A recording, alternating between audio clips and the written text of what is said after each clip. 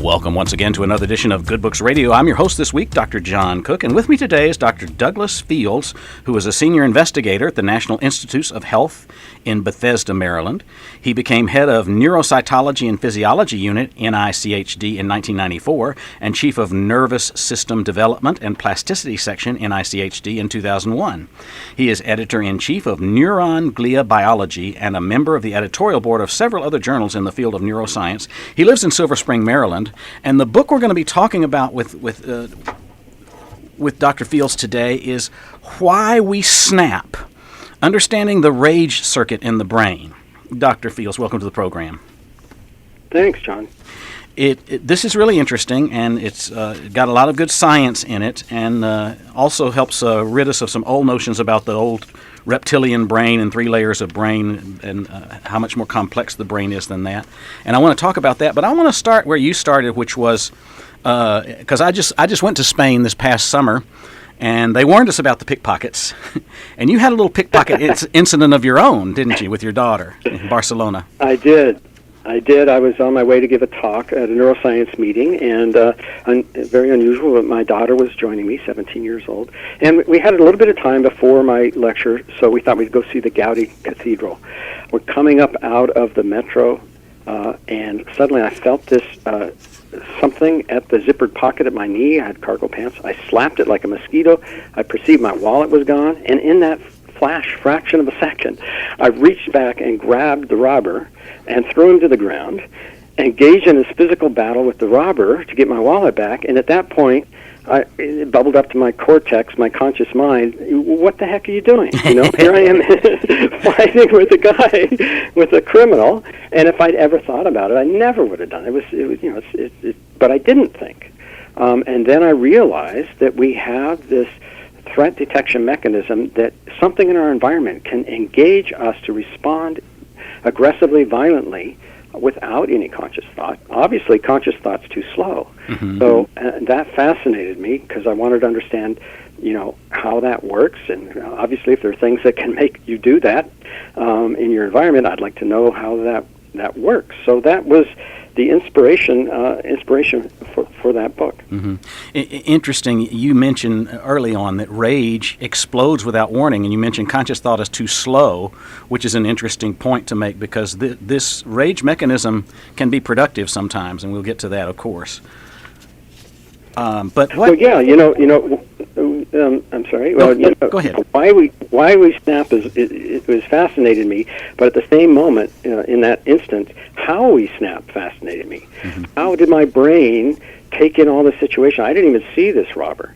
So, how we snap. The neuroscience behind that was equally intriguing. Yeah. There's more to the story in that you were in your 50s, maybe 130 pounds soaking wet, and you had this guy and were calling for help and discovered that a lot of the people surrounding you were cronies of this guy. Well, yeah. One of the problems in your threat response is tunnel vision. Mm-hmm. I didn't realize that he was a part of a gang, and it was a very serious situation. Full-on struggle, turned into being pursued by this gang for the next 2 hours through Barcelona, my daughter and I running. Then it looked like a scene from one of these movies, the spy movies. We're running down the middle of the street and running in stores and out the back and trying to escape these guys. So, that experience made me want to understand what had just happened. Yeah, and one of the questions you pose after reliving that experience for us in the book is, does everyone have this unconscious ability for rage? And that's a pretty good question. Yeah.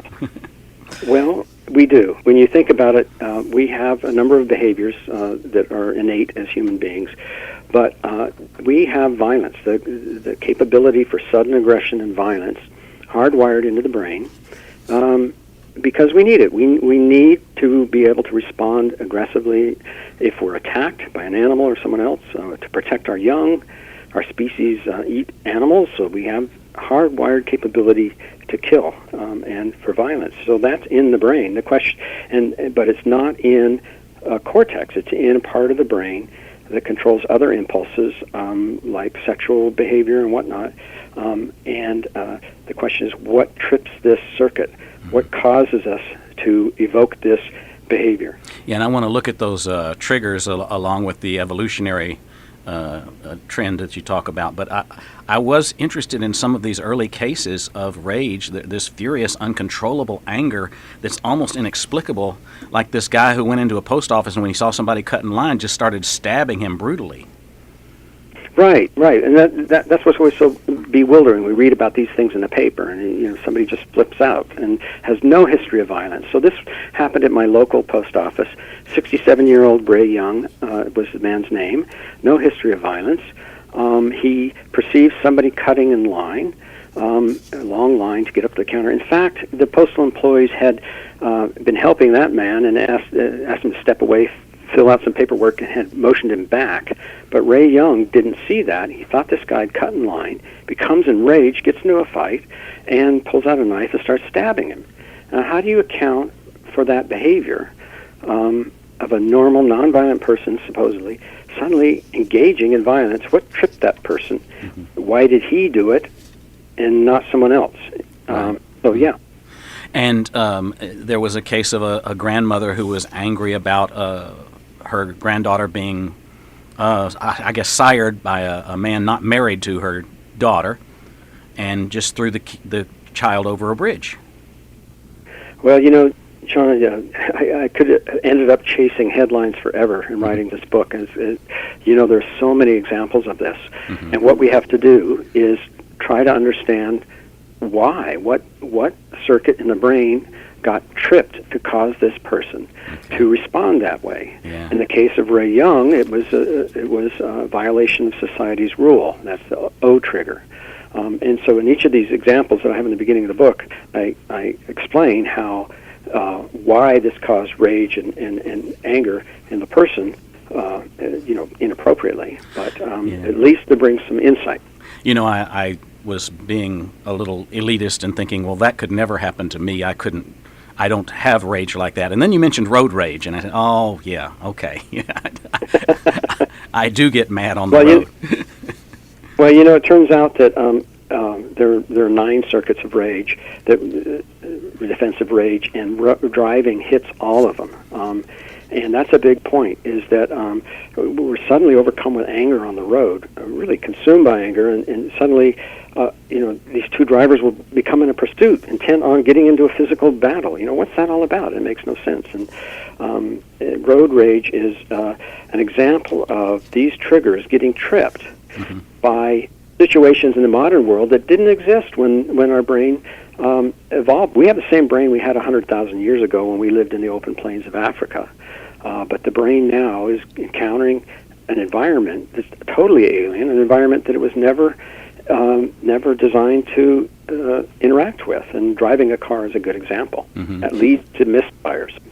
You mentioned that your impulse was to protect, and we're concerned about your daughter and all that, and at the same time, there are these horrible, violent crimes that are not as easy to explain, and the question that comes up is the circuitry of the brain different for someone who, say, reacts with his old high school wrestling to a pickpocket versus someone who's engaged in some kind of assault or robbery case?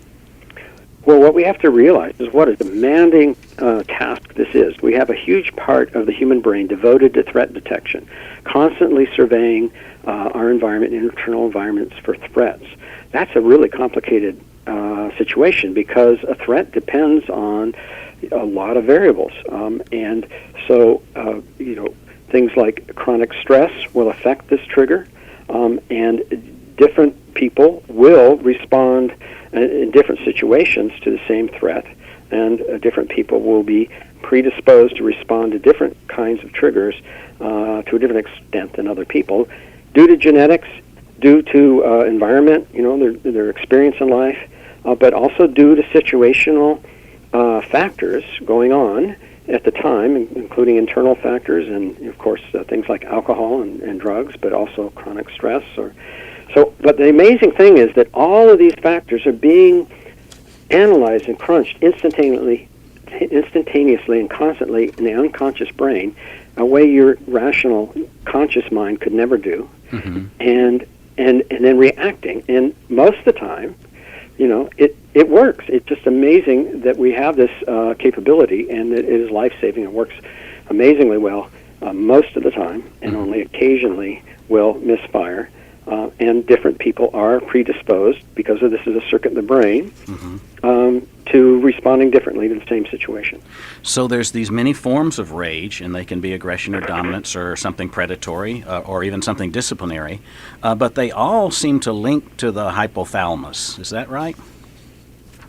That's right. So what new research is showing, using new techniques, is that we used to have this old idea of the lizard brain, or a very overly simplistic idea of what caused a person to respond aggressively. What the new research is showing is that we have these very different circuits in the brain, and they all act on the hypothalamus ultimately to evoke this response. But they're very specific triggers for very specific circumstances. And depending on what the trigger is, that may affect which neurotransmitters or hormones get into the mix. Well, for example, a mother protecting her young will activate one circuit, and the scientists use different languages for these circuits. They use maternal aggression, conspecific aggression. You mentioned several names, but that's just jargon. The important thing is to identify which of these circuits has been activated, because that allows you to disarm it in a hurry, if necessary. So, the circuit that would be activated in a mother protecting her young is different from the one activated in response to protecting your environment, your nest, or your territory, or responding to being restrained violently. So, different circuits. Now, I have had a couple of authors on, one a neurologist and another a neurobiologist, on different topics in the brain, but you made a great analogy to thinking of the surface of the brain as kind of a map of the United States, and that sort of helped me locate where things were, envisioning the brain that way, as a two-dimensional map. Well, I'm glad. A lot of times in science, the concepts are not difficult. It's the darn terminology, and getting past the jargon really helps. And that's true in anything. You talk to an automobile mechanic, and if they use a lot of language that we don't use, you don't understand it. But if they take the time and explain it using common language, very often in science, it's not a difficult concept. It just needs to be explained. Well, let's talk about some of the early efforts to control rage, like surgical means. That was part of the history that you brought forth in the book, and that's kind of interesting, too. Well, although everything I've talked about, the hypothalamic attack areas is being the trigger for this violence and aggressive reaction, that's true, but this threat detection mechanism sweeps through the whole brain. It goes from the prefrontal cortex to the amygdala, which is in the center of the limbic system, down to the hypothalamus. A huge part of the brain is involved, because this is a really complicated behavior we're talking about here. And so the prefrontal cortex is very much involved in threat detection and in controlling this response, and involved in attention and aggression. And those psychosurgeries that were done by Moniz, this made the people docile, but it had a horrible side effects in terms of lack of motivation, and so you can interfere with this circuitry in many ways with drugs or with surgery, but when it works well, it is an astonishing aspect of the best and the worst in human beings. Well, let's also talk about circuitry. That the lobotomy is a terrible thing that we no longer practice. And I guess the other one as well, the singulotomy. But some of this early research about where the triggers were located involved stimulating the brain of animals with an electric shock, right? Right. So if you stimulate the hypothalamic attack area, which is deep in the brain, part of the brain that controls hunger and thirst and sexual behavior, if you stimulate this, the animal will engage in violent attack. This was studied in the 20s, first described in the 20s and followed up in the 40s, but the mechanisms were just too crude. Today, we have new methods like using optogenetics that we can stimulate specific neurons with light, laser beams. And this is allowing us, the field, to dissect this circuitry in a way that was never possible before back in the days of Walter Hess in the 20s and John Flynn in the 60s. Mm-hmm. So these circuits are being identified using these new methods. Mm-hmm. And you mentioned the updated research tells us that we're not sure how the unconscious brain detects threats and responds to fear. All of that is still too complex to explain fully. But the 9 triggers really are useful, and I like your anagram life morts to remember what each of them are. Let's talk about the 9 triggers a little bit. Okay, so again, these come from circuits, not from psychology. Mm-hmm. Excuse me. Specific circuits that activate this sudden aggressive response. I've given them this mnemonic life morts so that you could quickly identify them and disarm this response when you feel a sudden rise in anger in a situation. If you realize that this is an inappropriate response, then that anger will be suppressed because it has to, and because it's not. You see that it's not appropriate. So there are 9 triggers, 9 circuits, but that's too many to remember. So the little word problem I solved was to come up with this mnemonic life morts, life or death. So L, I'll just quickly go through it. L, the life or limb. I, insult. F, family. E, environment. M, mate. O, order. R, resources. T, tribe. S, stopped. Although it seems like almost anything can invoke rage, really it's these 9 triggers, one of these 9 triggers that's been hit, sometimes more than one simultaneously. So L, life or limb, that's defensive aggression. If you're injured, if you're attacked, you will respond aggressively. Insult is a cause of many kinds of aggression. It really has to do with your dominance in society, your role in a social structure. F for family, that's the maternal aggression, protecting your young. E for environment, we're territorial animals, and like all territorial animals, we will defend our environment, our home, with violence, and this goes back, into our evolutionary past. M for mate, violence is used, and aggression is used in mammals and especially in primates to obtain and protect mates. We still have that circuitry. Mm-hmm. O is for order in society, and this is really interesting. I mean, we as human beings are totally dependent upon our social structure.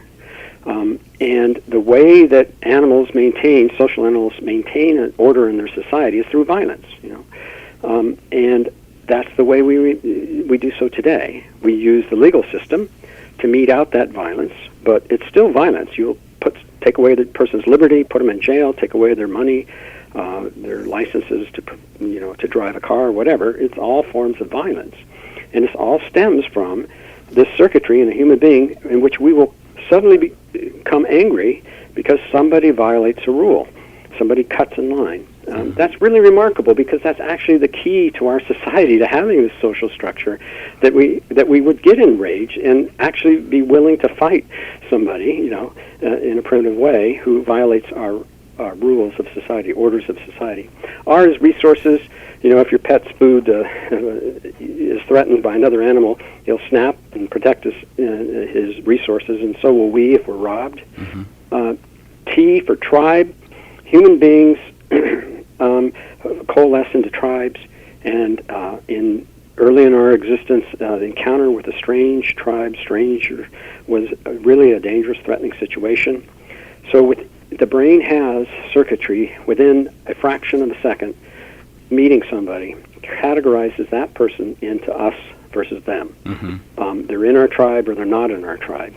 So we will defend our tribes with violence. This is an interesting one now. I mean, you mentioned that tribalism is what drives inner city gangs and is the basis for racism and war. And with the recent terrorist attacks in various locations in Western culture, this one really comes to the surface more now, I think, and is seen more clearly now.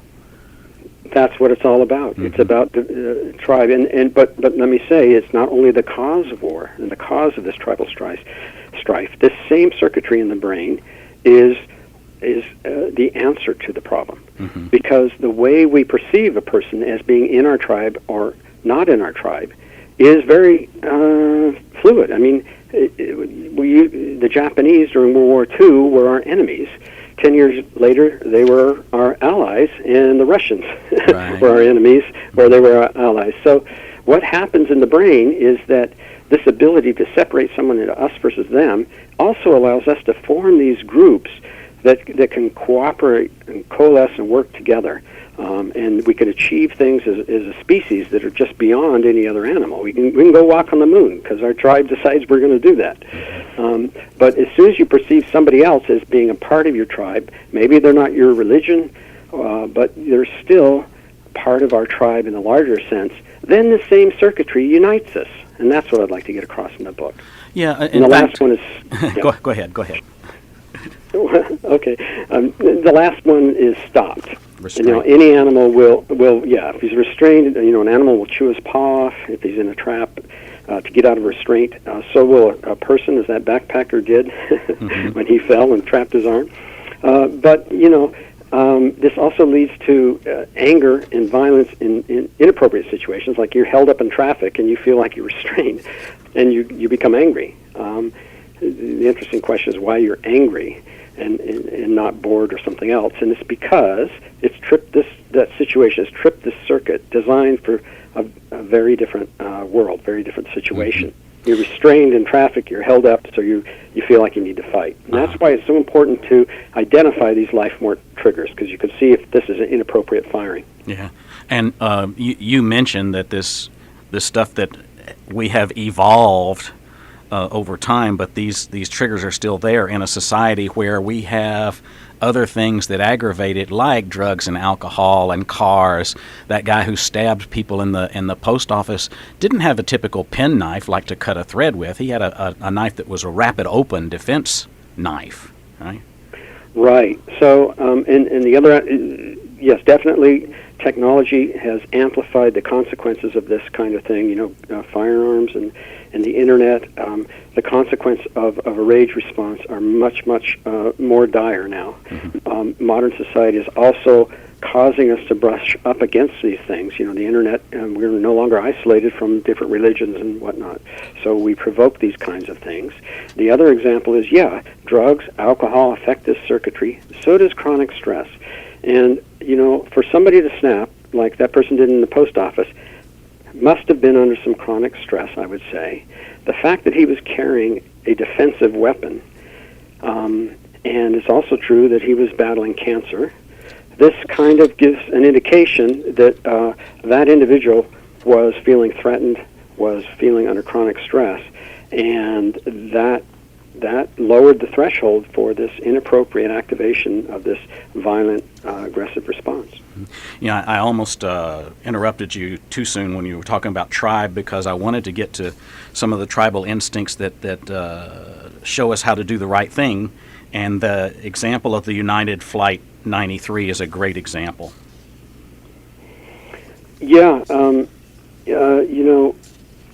It's the ability to people to come together and cooperate in a selfless way to defend their tribe and take on terrorists. This is the what we see in law enforcement and people in the military. The military is an example how anybody is capable of violence. The selective service system is based on the fact that you can take anybody out of any walk of life, and pretty much, and have them engage in violence, in war. But at the same time, we instinctively will defend our tribe if one of these life morts is tripped. And for example, when the World Trade Center or Pearl Harbor was bombed, there was overwhelming feeling among all of us that we needed to fight to protect our tribe. That was not politics. That was just raw biology. If you can't go to the office in the morning in Manhattan and your family, support your family, nothing else matters. So we that hit the L trigger, and people will, defend. That was life or limb protection, but we will defend our country fiercely against a threat. And again, it's a double-edged sword. This is why half the book is about heroism. It's when it works well. This is the key to human success on this planet.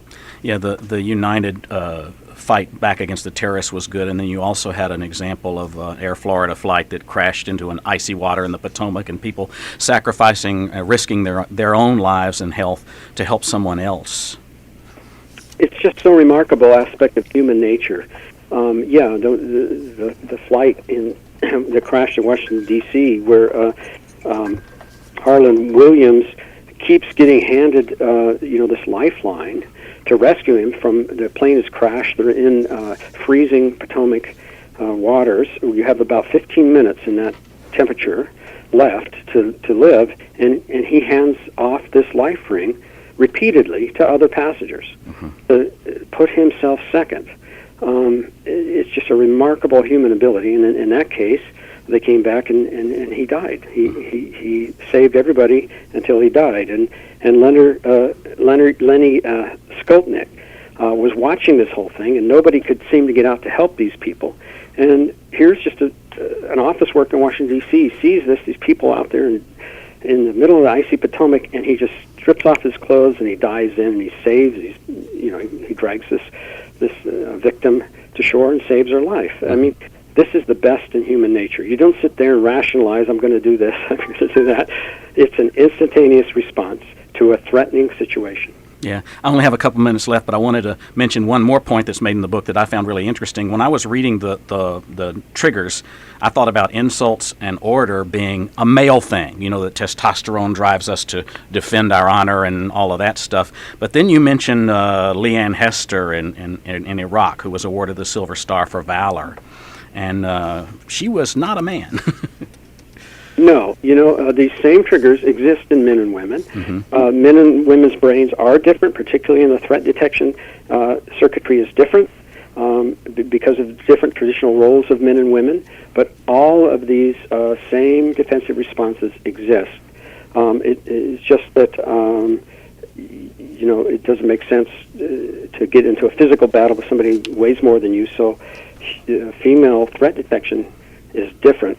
But women are every bit as brave and courageous as men are, and in the right situation will respond. And increasingly, as technology is, we don't fight with swords anymore. It doesn't much matter if the F-16 is piloted by a man or a woman because of technology. Increasingly, females are being able to do more of the things that were traditionally aggressive actions of males in terms of defending the country and that kind of thing. Yeah, and that's an amazing recount of what she went through and how many of the enemy got destroyed or wounded when she was trying to save those three guys when they fell into a ditch. Yeah, and it was the same trigger. She was defending her tribe. She was defending her, not the right word, but brothers. It's the same idea.